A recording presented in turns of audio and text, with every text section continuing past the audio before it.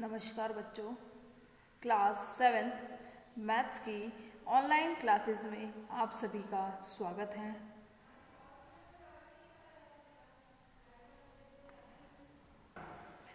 आज हम पढ़ने जा रहे हैं क्लास 7th की मैथ्स की बुक का चैप्टर नंबर 5 रेखा एवं कोण।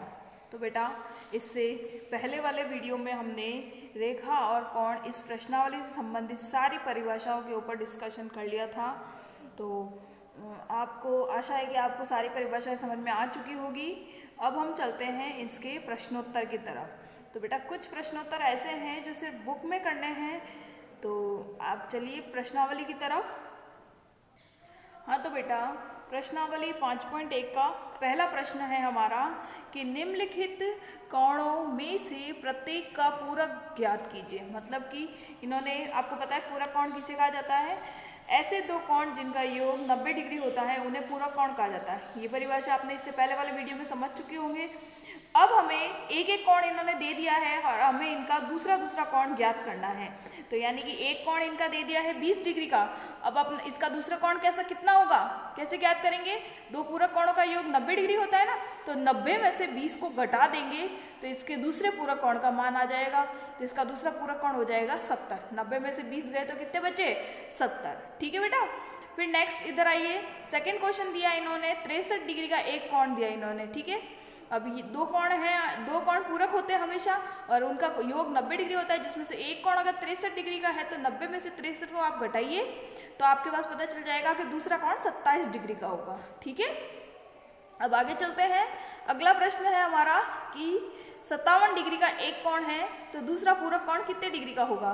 तो हम क्या करेंगे, 90 में से 57 को घटाएंगे तो हमारे पास बाकी बचा दूसरा कोण 33 डिग्री का प्राप्त हो जाएगा। समझ में आ गया? अब चलते हैं नेक्स्ट क्वेश्चन, सेकंड क्वेश्चन की तरफ। सेकंड क्वेश्चन में इन्होंने कहा है कि निम्नलिखित कोणों में से प्रत्येक का समपूरक ज्ञात कीजिए। अब आपको पता है समपूरक कोण किसे कहा जाता है? प्रश्नावली से प्रारंभ में मैंने परिभाषाओं में बताया था, ऐसे दो कोणों का युग्म जिनका योग 180 डिग्री होता है वे आपस में एक दूसरे के समपूरक कोण कहलाते हैं। ठीक है, यानी कि योग कितना होना चाहिए? 180 डिग्री का। अब इसमें से पहला प्रश्न ये है कि एक कोण इसका 105 डिग्री का है तो दूसरा कोण कितने डिग्री का होगा? तो हम क्या करेंगे, 180 में से 105 को घटा देंगे तो हमारे पास दूसरा कोण आ जाएगा 75 डिग्री का। ठीक है, फिर अगला है, एक कोण दे दिया इन्होंने 87 दे दिया। 87 का दूसरा कोण पता करना है समपूरक, तो हमने 180 में से 87 को माइनस किया तो हमारे पास दूसरा कोण आ गया 93 का। ठीक है, और नेक्स्ट क्वेश्चन है 154, यानी कि एक कोण तो है 154 डिग्री का, दूसरा समपूरक कोण हमें प्राप्त करना है तो हम 180 में से 154 डिग्री को घटा देंगे तो हमारे पास आ जाएगा 26 डिग्री। यानी कि हमारा दूसरा कोण कितने डिग्री का होगा? 26 डिग्री का होगा। समझ में आ गया? यहाँ तक सबको समझ में आ गया होगा। अब चलते हैं तीसरे प्रश्न की तरफ। तीसरे प्रश्न में बेटा कहा गया इन्होंने कि कोणों के निम्नलिखित युग्म, यानी कि यहाँ पे बहुत सारे कोणों के युग्म दे दिए हैं और इन युग्मों में से जोड़कर आपको इन कोणों को जोड़ना है। जोड़कर इनका जितना मान आता है उससे ये डिसाइड करना है कि ये कोण पूरक है या समपूरक कोणों के जोड़े हैं। ठीक है, अपने को इनको बांटना है, पूरक और समपूरक कोणों के जोड़ों में बांटना है। अब आप देख लीजिए, एक कोण 115 डिग्री का है, दूसरा कोण 65 डिग्री का है, तो 115 और 65 इन दोनों को जोड़ने पे आंसर आता है 180। ठीक है, 180 आता है इन दोनों को जोड़ने पे। तो यानी कि 180 जब जोड़ने पे आ रहा है तो इसका मतलब ये कौन से कोण है? समपूरक कोण है।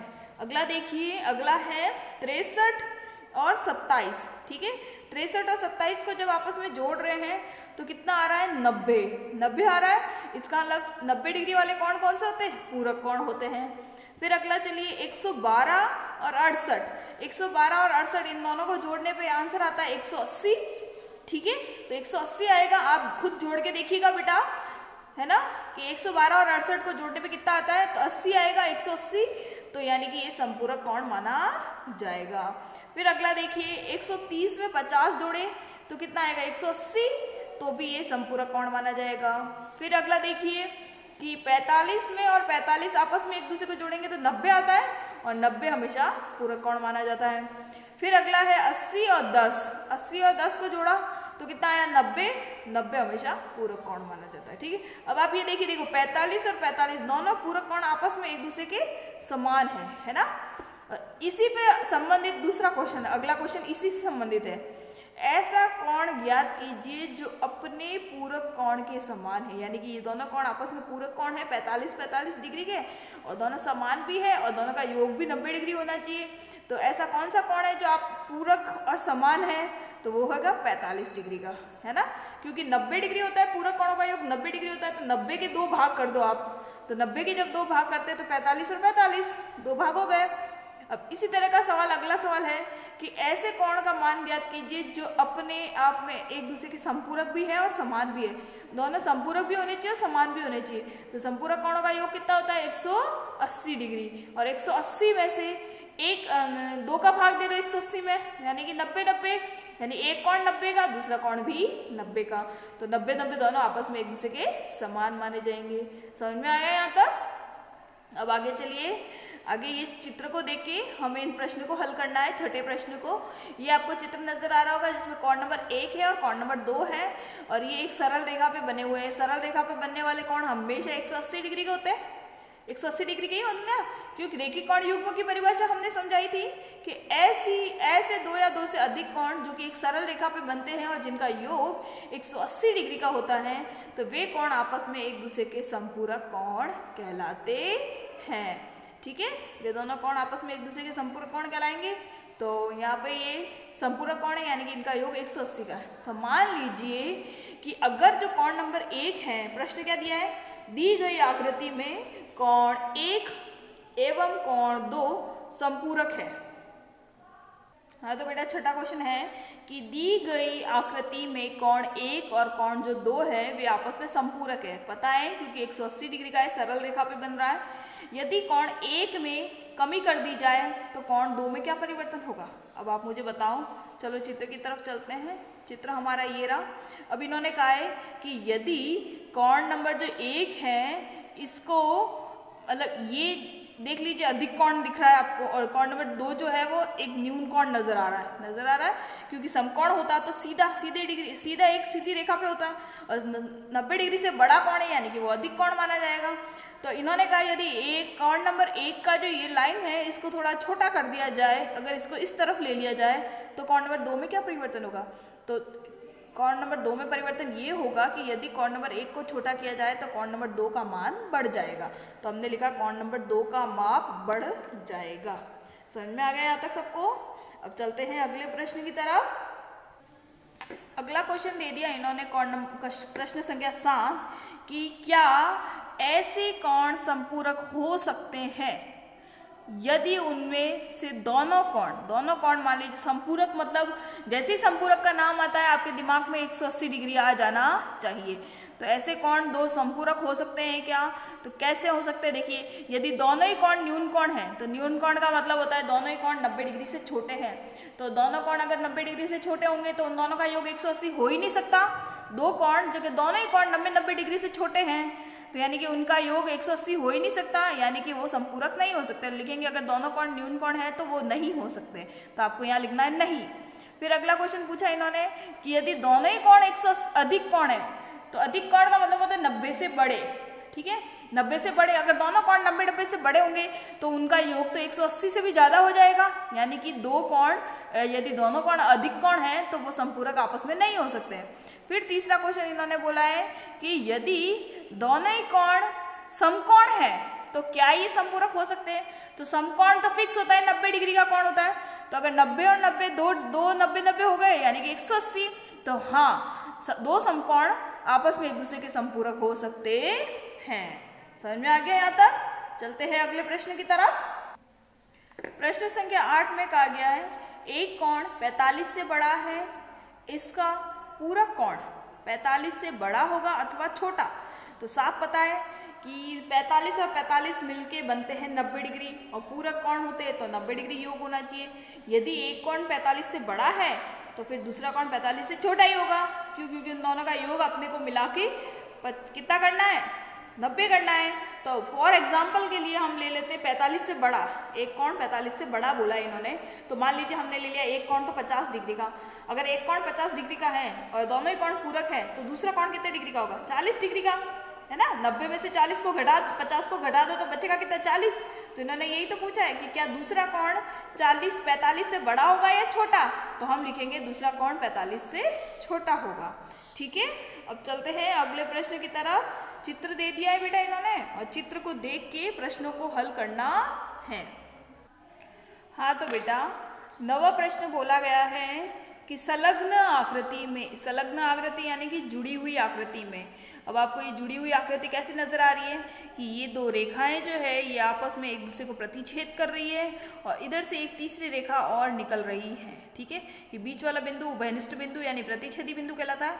इस प्रतिच्छेदी बिंदु से एक और रेखा निकल रही है। ठीक है, अब आप देख लीजिए ये दोनों रेखाएं जो है एक दूसरे पे लंब हो रहा है। आप देख रही है कि दोनों रेखाओं पे एक दूसरे पे लंब बन रहा है, तो प्रत्येक यहाँ पे चारों कोण 90 डिग्री के बन रहे हैं। लंब रेखा जब पड़ती है तो चारों कोण 90 डिग्री के बनते ही हैं और ये जो 90 डिग्री का कोण है उसको भी ये चीरती हुई एक दूसरी रेखा यानी कि ये 90 डिग्री को दो बराबर भागों में बांट रही है। ठीक है, अब चलिए आप कैसे कहेंगे 90 डिग्री का है, तो इस तरीके से बेटा यहाँ बॉक्स बन सकता है।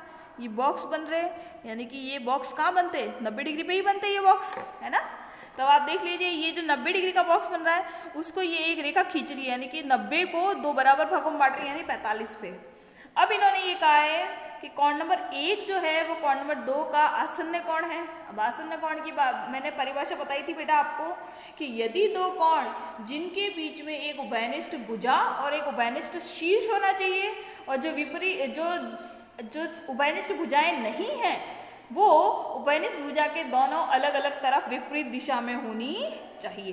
तो कोण नंबर 1 ये रहा और कोण नंबर 2 ये रहा, इनके बीच में बेटा ये बीच में उभयनिष्ठ भुजा आ गई और जो भुजाएं उभयनिष्ठ नहीं है वो एक इस तरफ है एक इस तरफ है और दोनों के बीच में एक उभयनिष्ठ भुजा भी है और एक उभयनिष्ठ शीर्ष भी है। तो हम लिखेंगे हाँ कोण नंबर 1 आसन्न कोण है। ठीक है, फिर दूसरा बोल दिया इन्होंने कि कोण नंबर AOC AOE का आसन्न है यानी AOC AOE का आसन्न है, तो नहीं AOC और AOE नहीं है बेटा। ठीक है, क्यों? क्योंकि एक तो ये छोटा कोण ले रहा है और एक ये पूरा बड़ा कोण ले रहा है, ये आपस में एक दूसरे के आसन्न नहीं है। क्यों? क्योंकि इसमें ये भुजा कॉमन नहीं आ रही, इसमें कोई भी भुजा कॉमन नहीं है। एक भुजा कॉमन है, ये वाली भुजा इसमें भी आ रही है, ये वाली भुजा इसमें, मतलब ये वाली भुजा कॉमन है बट ये भुजा जो कॉमन है वो एक तरफ आ रही है, बीच में नहीं आ रही है, इसलिए इसका मतलब नहीं है। ठीक है, अगला क्वेश्चन पूछा इन्होंने कोण COE और EOD COE, ठीक है COE और कोण EOD ये एक सरल रेखा है। इस सरल रेखा पे एक ये छोटा कोण ये बना हुआ है और एक बड़ा कोण ये बना हुआ है। तो आपको पता है सरल रेखा पे बनने वाले कोण 180 डिग्री के होते हैं, इन्हें रैखिक कोण युग्म कहा जाता है। तो ये बोल रहे हैं कि क्या ये रैखिक कोण युग्म बनाते हैं, तो हम कहेंगे हाँ ये रैखिक कोण युग्म बनाते हैं। ठीक है, फिर अगला देखिए कि क्या कोण BOD एवं कोण DOA संपूरक है। बी कहाँ है? BOD और DOA संपूरक है। हाँ है, क्यों? क्योंकि ये भी 90 डिग्री का है, ये भी 90 डिग्री का सरल रेखा पे बन रहा है, तो आपस में एक दूसरे के संपूरक है क्योंकि इन दोनों का योग 180 है। तो हम लिखेंगे हाँ ये संपूरक हैं। फिर इन्होंने कहा कोण नंबर जो 1 है शीर्षाभिमुख कोण 4 के हैं। कोण नंबर 1 ये वाला है और कोण नंबर 4 ये वाला है। हाँ ये दोनों एक दूसरे के शीर्षाभिमुख है। शीर्षाभिमुख कोण किन्हें कहा जाता है बेटा? यदि दो प्रतिच्छेदी रेखाएं आपस में एक दूसरे को काटती हैं तो बनने वाले आमने सामने के कोणों को शीर्षाभिमुख कोण कहा जाता है। फिर अगला क्वेश्चन इन्होंने पूछा है कि कोण नंबर जो 5 है, कोण नंबर ये 5 है, इसका शीर्षाभिमुख कौन सा है? तो हम यूं भी लिख सकते हैं कि कोण नंबर 2 प्लस कोण नंबर 3, इस तरीके से भी लिख सकते हैं कि कोण नंबर 2 प्लस कोण नंबर 3 भी लिख सकते हैं, या फिर हम COB भी लिख सकते हैं, कोण COB भी लिख सकते हैं। ठीक है, दोनों आंसर इसके सही है। तो इसलिए दो आंसर है, इसलिए मैं इसके बीच में स्लैश लगा देती हूँ। समझ में आ गया? इस तरीके से इस नवे प्रश्न को हल करना है। अब चलते हैं अगले प्रश्न की तरफ।